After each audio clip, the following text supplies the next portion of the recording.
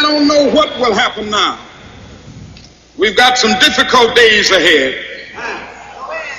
But it really doesn't matter with me now, because I've been to the mountaintop. I don't mind. Like anybody, I would like to live a long life. Longevity has its place. But I'm not concerned about that now. I just want to do God's will. And He's allowed me to go up to the mountain. And I've looked over and I've seen the promised land. I may not get there with you, but I want you to know tonight that we as a people will get to the promised land.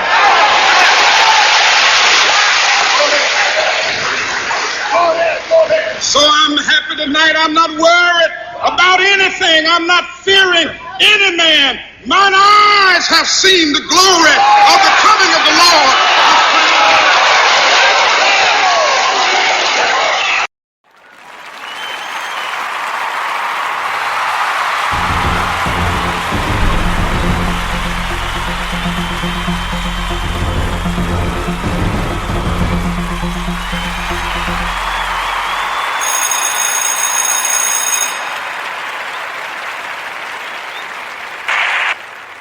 All right. Welcome to Thought Crimes, episode 26. Oh, that's what we're calling this show? The final episode. 26. We're back for a final episode, long-awaited episode. Well, we just listened to the final episode of Martin Luther King. That was his last speech delivered the night before the morning he took a shot in the mouth, right? Quite literally, his last speech. Right. We're not talking about like a facial or a cream pie in the mouth or whatever. We're talking about something way, the opposite of life force draining down his throat. We're talking about, if he got shot in the mouth, life force, blood would be dripping down his throat, right? Not. Man, you are going a different way with this than I was going to do. I'm sorry, Caitlin wanted to be real reverent about this, but I have no respect at all, even for my own heroes. No respect. I'm just so, joking. Tonight we in do all have... honesty, MLK's always been my hero. Right? You That's, guys know that. That is correct. We got a special episode. It is the final episode, but it's the one that we've been waiting for like 2 years to finish. Yeah, there's a lot of nerves about this. Kaylin thinks that it's so important. It is. I know it is. He thinks it's so important. That he refused to talk about it. Well, it's tough because I really want this to hopefully reach some people and change the way they think about the world and this country. And it's really what changed, I think, us beyond where we were even before. This information we're going to talk about, we have the name of the actual killer of Martin Luther King Jr. We know exactly how it happened. It's been proven in court. That's what we have in our hands is trial transcripts from which the King family proved a conspiracy at a national and local Memphis level to murder their patriarch, Martin Luther King Jr., right?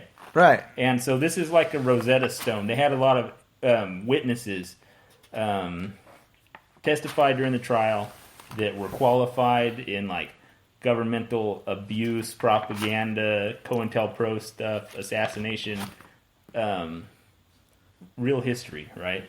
Real history that were denied in school, and this information is so explosive that it, for me, it was the red pill from the Matrix, right? Right, Whenever exactly. I delved into it, learned exactly what happened, learned, holy shit, conspiracies are real, right? Like, it's not like JFK where, like, the evidence proves that JFK was killed by Oswald, and the same evidence proves that it was a conspiracy, maybe. Like, who knows? Like, we know the whole story. We know the name of the killers. We know the kill teams. We know the general that ordered it, General Yarborough. We know everything.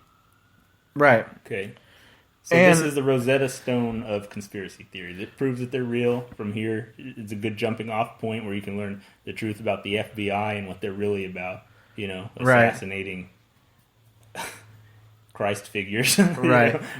Well, and the thing about it for me was, and I know you and I have talked about this before, is it was where we said no more patriotism, no more American, no more I'm going to think maybe there was this great time or anything like that. Like that moment, learning about this negates everything from that moment before and that moment after. Right. Yeah, your whole identity, if you choose to accept a truth that's obvious instead of just reverting back to your programming or whatever, right, then it means a part of you dies. And that part of me was the fog of patriotism. Right. And unlike some of the other things we talked about, with conspiracies and all of that, this is like you said, it's proven in the court of law. The court trial, it was in 1999. Yeah. Post verdict, the transcripts right after the verdict was in December 9th. I have actually something really quick that I do want to read. There's probably so much of this we want to read, but this comes from Coretta Scott King. First off, before I even say that, keep in mind this trial was brought about because the King family made it happen and insisted on it happening for a very long time. They did not ever believe that the man who killed their father and husband was the one who did it, which to me implies a lot, because if you're fighting for the man who supposedly killed your husband or your father, that adds even more weight to the truth in it, in my opinion. Yeah, and this is a really respected family, the King family. This should be big news. You probably think we're full of shit just making up some fictional scenario right here where we know, this is a real trial that actually happened. We're not bullshitting. Well, no, absolutely not. And as a matter of fact, real quick to plug their website where you can find these trial transcripts. It's thekingcenter.com. Which holds Martin Luther King's entire library, all of his speeches, all of his important work. Like, this is the King Center is, I think it's his museum in Atlanta, right? Right. And, you can look for these trial transcripts on there. I haven't been on there in a long time. I'm assuming they're still there. Yeah, they need to be forever. That was their whole point in taking this trial to court, was to document it in history forever. That they knew the story. They knew what was up. And for them, they could prove it. In this, this was the press conference that happened afterwards. The family was basically saying, like, this for them was the end of a chapter. For them, this was closure. For them, this is what needed to happen because they know the truth. And now it's our job as people who learn about this to continue to spread that truth because they're done with it. Unfortunately, in a way. I mean, they still have the King Center, but they're not going out of their way to keep going. They needed this, and I think we should give them that respect. So it is our job to keep going. Can I give a little general overview of what the truth is that was revealed? Like a big, big picture type thing, what happened? Or should I wait for later? Well, I thought, real quick, Coretta Scott King kind of puts it best. Okay. I think maybe this is from the press conference right afterwards. I'll try not to read too much of this, but it's from Coretta Scott King. It says there is an abundant evidence of major high-level conspiracy in the assassination of my husband Martin Luther King Jr., and the civil court's unanimous verdict has validated our belief. I wholeheartedly applaud the verdict of the jury, and I feel that justice has been well served in their deliberations. The jury was clearly convinced by the extensive evidence that was presented during the trial that, in addition to Mr. Jowers, who we'll get into later, the conspiracy of the mafia, local, state, and federal government agencies were deeply involved in the assassination of my husband.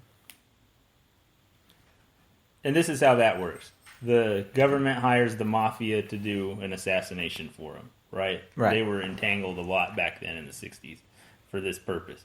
So they hire the mafia. Mafia doesn't want to use Italians. They hire local police to actually do the kill shot, right?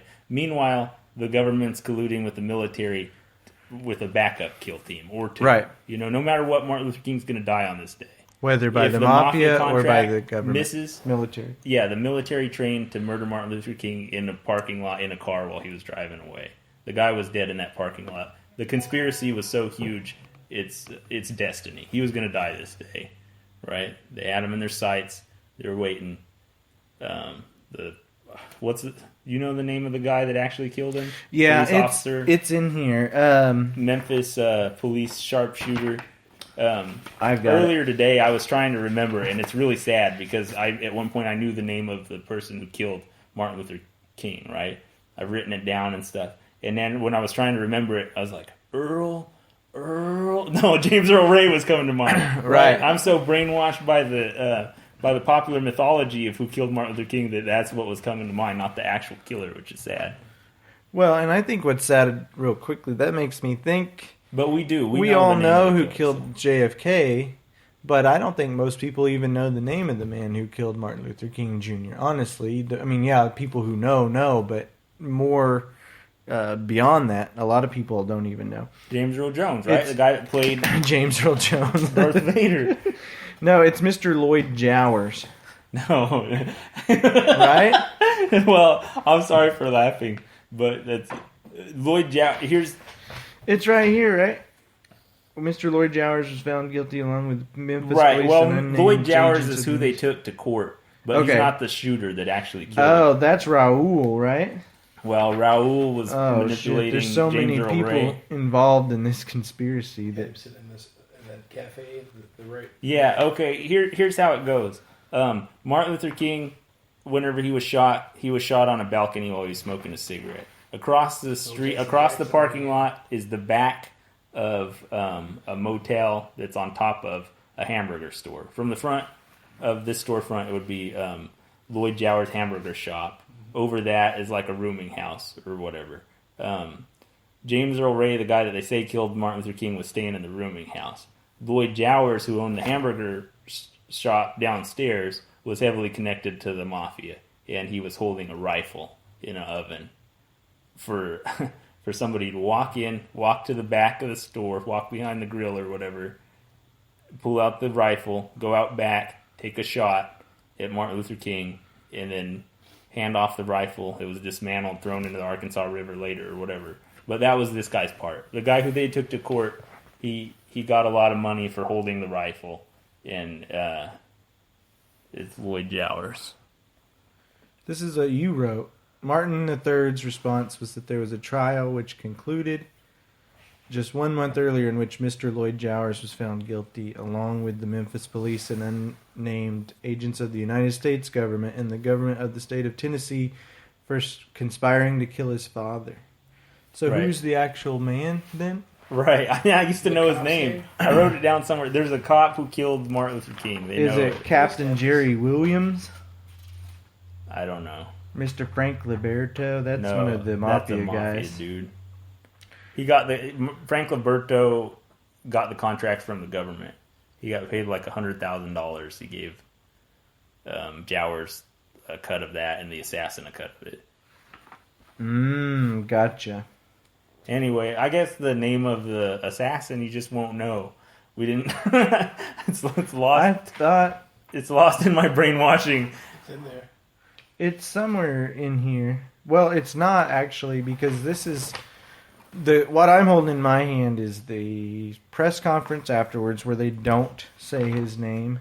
I wrote a Cracked article. Remember that? My little fictional piece or whatever, but everything in it was true except for the part where like J. Edgar Hoover and General Yarborough gave each other blowjobs at the end. That was probably was true, but I divined that, you know.